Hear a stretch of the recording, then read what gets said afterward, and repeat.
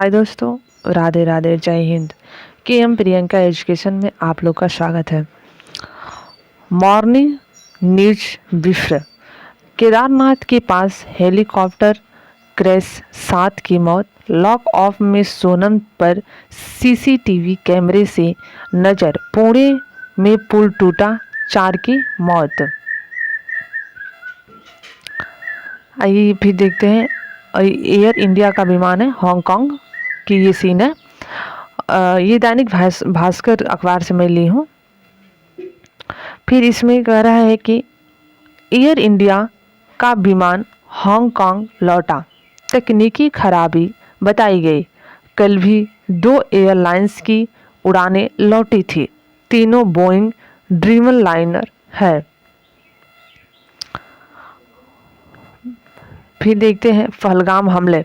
जो पहलगाम में हमला हुआ था भारत में, उसके बारे में है कि पहलगाम हमला जो है, पहलगाम हमला बिना आतंकी फंडिंग के संभव नहीं है। यानी पहलगाम हमला बिना आतंकी फंडिंग के संभव नहीं।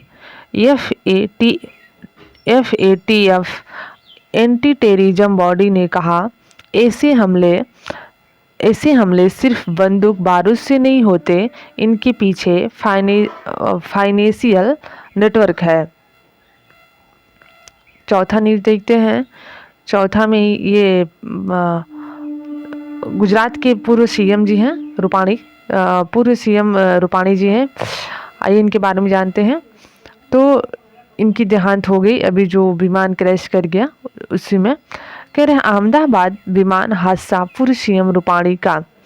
अहमदाबाद विमान हादसा, पूर्व सीएम रूपाणी का अंतिम संस्कार आज, अमित शाह शामिल होंगे। अब तक 86 शवों की पहचान हुई, 33 परियोजनों को सौंपे गए। यानी जो 142 उसमें शव थे, उसमें से 86 शव की पहचान हुई है, यानी 86 लाशों की पहचान हुई है। और 33 जो शव हैं उसको, अभी 33 शव को ही परियोजनों को सौंपा गया है। पांचवा न्यूज है कि ये कोटा के डॉक्टर हैं, कोटा के डॉक्टर है। वहाँ जब विमान हादसा हुआ तो वहाँ पे थे। कोटा के डॉक्टर ने कहा अहमदाबाद प्लेन, इसको एक बार और स्क्रीन पे हम दिखा देते हैं। ये कोटा के डॉक्टर हैं, कह रहे हैं कि अहमदाबाद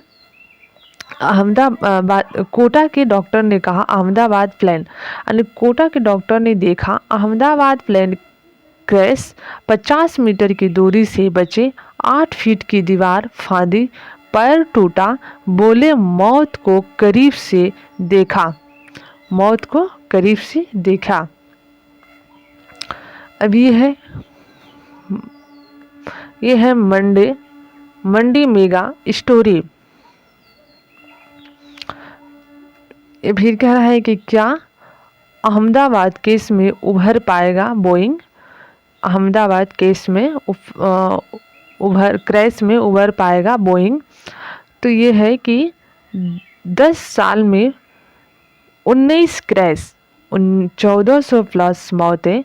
आखिर बोइंग के विमानों में दिक्कत क्या है? सुनीता विलियम्स को भी अंतरिक्ष में फंसाया। यानी सुनीता विलियम्स जो अंतरिक्ष में गई थी, महिला, पहले महिला थी भारत, वो भी फंस गई थी इसी बोइंग के विमानों में। अब ये जनगणना के बारे में है। इसको देखिए क्या है कि ये कह रहा है कि 2 फेज में जनगणना होगी।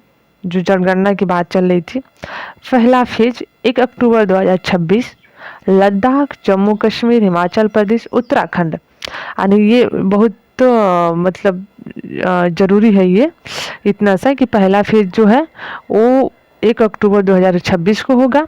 और कहाँ होगा? तो लद्दाख होगा, जम्मू कश्मीर, हिमाचल प्रदेश और उत्तराखंड, यानी जो बर्फीले क्षेत्र हैं वहाँ पे होगा। जनगणना का नोटिफिकेशन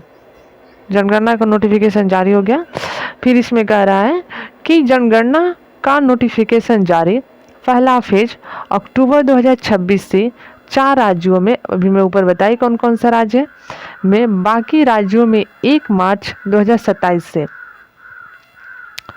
ये हमारे सीएम मोदी जी हैं, पीएम मोदी जी हैं, इनको सम्मानित किया जा रहा है। किसके बारे में? तो आइए जानते हैं। तो यह है कि साइप्रस ने पीएम मोदी को सर्वोच्च सम्मान से सम्मानित किया। तो सम्मानित किए तो किसके बारे में किया? कह रहा है कि साइप्रस ने पीएम मोदी को सर्वोच्च सम्मान से नवाजा। पीएम ने कहा वसुधैव कुटुंबकम की सोच का सम्मान, यानी वसुधैव कुटुंबकम जो सोच है उसके सम्मान उनको दिया जा रहा है। प्रेसिडेंशियल पैलेस में स्वागत, अब कनाडा रवाना होंगे, यानी उनको प्रेसिडेंशियल पैलेस में स्वागत हुआ, अब वो कनाडा के लिए रवाना होंगे। इजराइल के और ईरान के बीच जो संघर्ष चल रहा है उसके बारे में है। तो ये कह रहा है, क्या कह रहा है कि इजराइल ईरानी फॉरेन मिनिस्ट्री पर, यानी इजराइल का ईरान फॉरेन मिनिस्ट्री पर हमला, अब तक 224 ईरानी की मौत, पाक ने ईरान को न्यूक्लियर पलटवार की गारंटी दी।